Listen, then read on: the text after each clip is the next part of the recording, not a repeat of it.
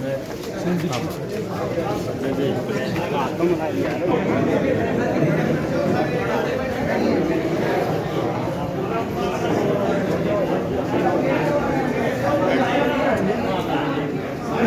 तक छेद कर हमारे अपने परिवार गांव कपूरा के सम्मानित बुजुर्गों, हम नौजवान युवा साथियों और मेरे साथ चल कर के आए पार्टी के वरिष्ठ राष्ट्रीय उपाध्यक्ष केसी बांगड़ जी, आदरणीय भूपेंद्र मलिक जी, पार्टी के हल्का के अध्यक्ष, पार्टी के जिला के अध्यक्ष पदम सिंह दैया जी, सुमित राणा जी, सभी सम्मानित वरिष्ठ नेतागण, सबके नाम लूंगा, बहुत लंबा, आदरणीय विजय नरवाल जी, हाँ आदरणीय सत्यवान जी, और पार्टी के सभी समर्पित मेहनती कार्यकर्ता साथियों, आदरणीय राजवीर जी, और वैसे तो सारे आप परिवार के हो, किसी का रह गया हो तो माफी के साथ। मेरा कथूरा गांव, आज आप लोगों ने चुनाव के बाई इलेक्शन के इस दौर में जिस हर्षोल्लास से, जिस खुशी से और युवा पीढ़ी के नौजवान साथियों ने ट्रैक्टर मोटरसाइकिल का काफिला बना स्वागत किया, एक बार फिर गांव में पहुंचने पर इतना मान सम्मान दिया। और ये तो भाई हमारा अपना गांव है कि नहीं है? चौधरी देवीलाल जी का तो पहला गांव था। राजनीतिक हालात चाहे कैसे भी रहे हों, मैं बात वोट की नहीं करता, मगर इस गांव का हक चौधरी देवीलाल पर, चौधरी देवीलाल के परिवार का हक इस गांव पर सदैव रहा। और आज आपने फिर से इस उत्साह से, इस जोश से जो हमारा स्वागत किया, मैं इन तमाम चीज़ों के लिए आपका बहुत बहुत आभारी हूँ। आज केवल मात्र आपसे मिलने आए हैं, आपका हालचाल जानने आए हैं। और बड़ौदा हल्का का बाई इलेक्शन क्योंकि नज़दीक है, कार्यकर्ताओं से जनसंपर्क कर करके पार्टी की ताकत को और दुगना कैसे किया जाए। आज के हालातों में जेजेपी बीजेपी मिलकर के ये चुनाव लड़े तो कांग्रेस पार्टी के कैंडिडेट से कैसे मजबूती से ये चुनाव जीतकर सरकार को मजबूत किया जाए, इसके लिए हम आपके बीच में आए। हमारे विरोधी चाहे कांग्रेस के हों चाहे अन्य पार्टियों के लोग, वो समय समय पर सरकार बनने के बाद एक बात कहा करते थे, भाई जेजेपी वाले तो बीजेपी के खिलाफ थे तो ये बीजेपी के साथ क्यों चले गए। आपने इस बात का बेरा है, भाई बीजेपी की 40 सीट आई और आपके संगठन की जेजेपी की 10 सीट आई, कांग्रेस की 31 सीट आई। 31 का गणित अगर 10 से जोड़ लिया जाए तो 41 बैठते, और बिना निर्दलीय के वो सरकार नहीं बन सकती थी। कांग्रेस के साथ सरकार बनाना असंभव था। इस बात में मानो हो कि नहीं आप? दुष्यंत चौटाला ने दिल्ली में प्रेस कॉन्फ्रेंस कर एक बात कही थी, भाई जो ये प्रमुखता से 5 मांगे, एक तो 75% युवा पीढ़ी का रोजगार में आरक्षण, 5100 बूढ़ा बूढ़ी की पेंशन, किसान कमेरे की सोच, चाहे कर्जा माफी की हो चाहे और कोई बात हो, इनमें जो मानेगा हम तो उस पार्टी के साथ जाएंगे, ना तो कांग्रेस हमारी ना बीजेपी हमारी। यही बात थी कि नहीं? ऐसे हालात में बीजेपी के तत्कालीन राष्ट्रीय अध्यक्ष और आज के गृह मंत्री अमित शाह जी ने दुष्यंत को बुला के कहा था, भाई ये मांग हमारी मांग भी तुम्हारी मानेंगे जो लोगों की मांग है, और आपकी पार्टी को, आपकी सोच के लोगों को सरकार में पूरा मान सम्मान देंगे, तुम हमारे साथ आओ। हरियाणा प्रदेश को मजबूत सरकार देने के लिए आपकी सोच को प्राथमिकता देकर चौधरी देवीलाल जी के रास्ते पर चलकर दुष्यंत ने बीजेपी के साथ में जाने का फैसला लिया। कोई गलत तो नहीं लिया, आप सारे बैठे हो। और आज जो ये बहकावा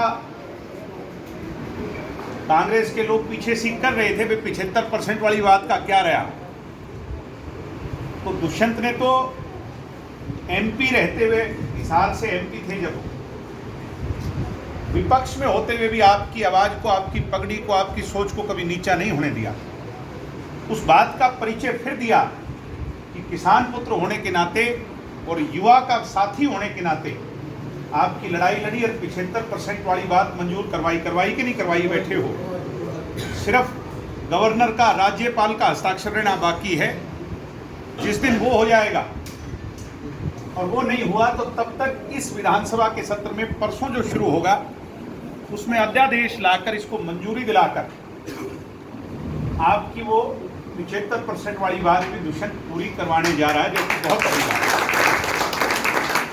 ये मान के चलो, साधारण भाषा में मैं तुम्हें समझाऊं, मेरी उम्र वाले भाई खड़े हो, आज हम नौकरी लेने जब जाते हैं तो हमें कंपनियों के गेट पे अपनी झोली फैलानी पड़ती है, हाथ जोड़ने पड़ते हैं।